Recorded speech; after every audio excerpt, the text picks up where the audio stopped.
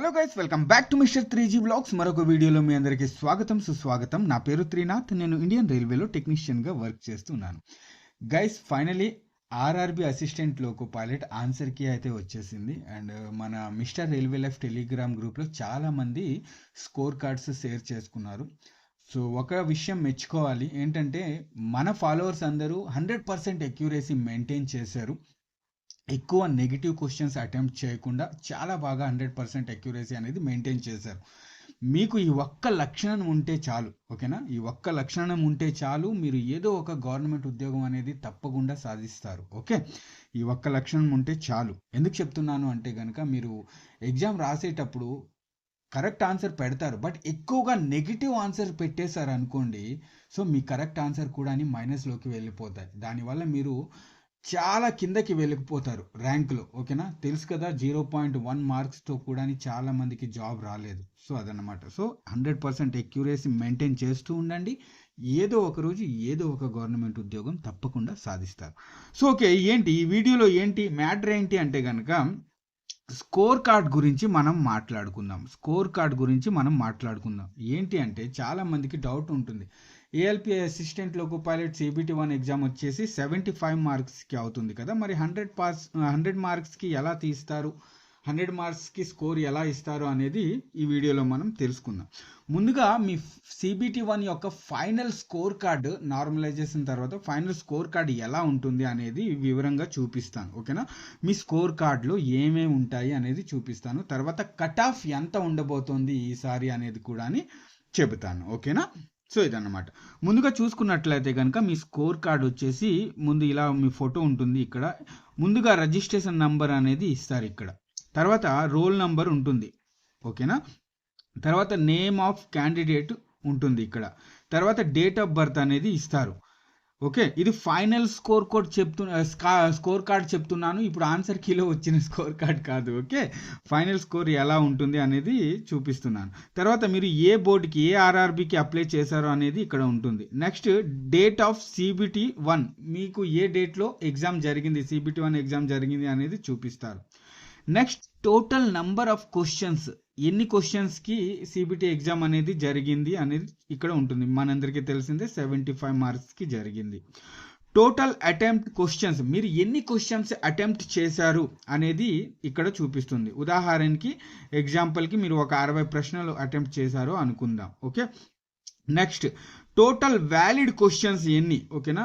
RRB ద్వారా ఏమైనా questions mistakes అయితే కనుక ఇక్కడ ఇచ్చేస్తుంది. సో అలా కాకుండా వ్యాలిడ్ క్వశ్చన్స్ ఉంటాయి కదా, సో వ్యాలిడ్ క్వశ్చన్స్ ఎన్ని అయితే అన్నీ ఉంటుంది. Total valid questions 75.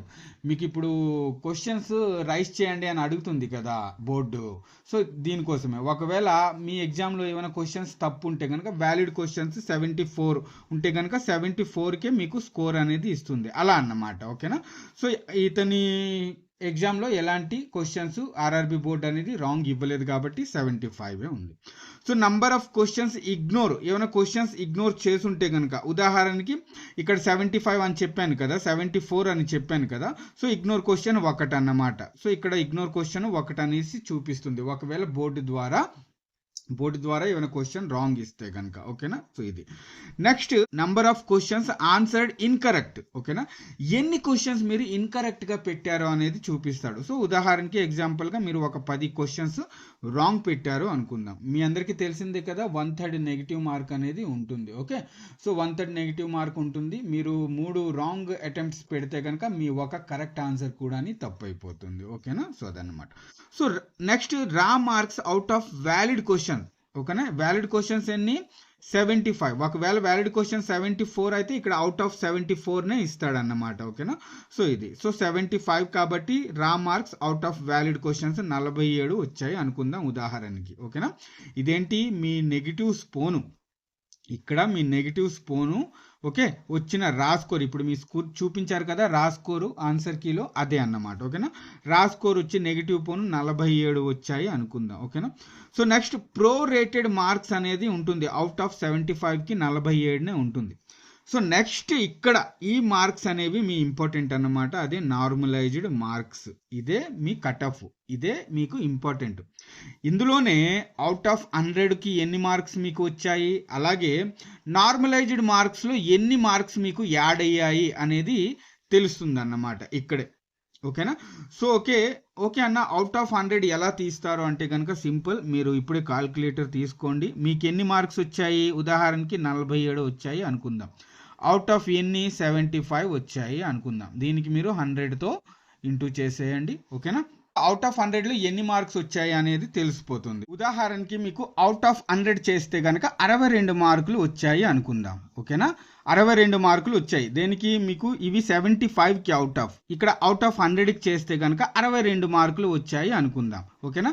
నెక్స్ట్ మీ నార్మలైజ్డ్ స్కోర్ ఎంత? 68. ఓకేనా? సో మీకు ఇక్కడ నార్మలైజెస్లో ఎన్ని మార్కులు కలిసాయి? ఇక్కడ ప్లస్ 6 మార్కులు కలిసాయి అన్నమాట. ఓకేనా? ఇక్కడ 6 మార్కులు మీకు కలిసాయి అనుకుందాం. సో టోటల్గా మీ నార్మలైజ్డ్ స్కోర్ వచ్చేసి 68 ఉంటుంది. ఇదే మీకు కట్ ఆఫ్ అన్నమాట. ఓకేనా? ఇదే మీకు కట్ ఆఫ్ మార్క్స్ని దీని ద్వారానే చూస్తారు కట్ ఆఫ్. ఓకే, సో ఇలా. సో ఇంకొకటి ఉంటుందండి పర్సెంటైల్ స్కోర్ అని. ఇదే చాలా మంది ఫస్ట్ టైం ఎగ్జామ్ ఇచ్చిన వాళ్ళు ఏమనుకుంటారంటే 97 కట్ ఆఫ్ ఉంది అనుకుంటారు.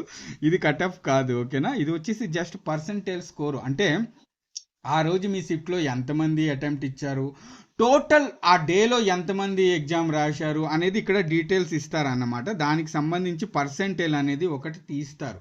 సో అదే ఈ పర్సెంటైల్ స్కోర్. దీన్ని పెద్దగా పట్టించుకోవాల్సిన అవసరం లేదు. ఓకేనా? సో ఇదన్నమాట.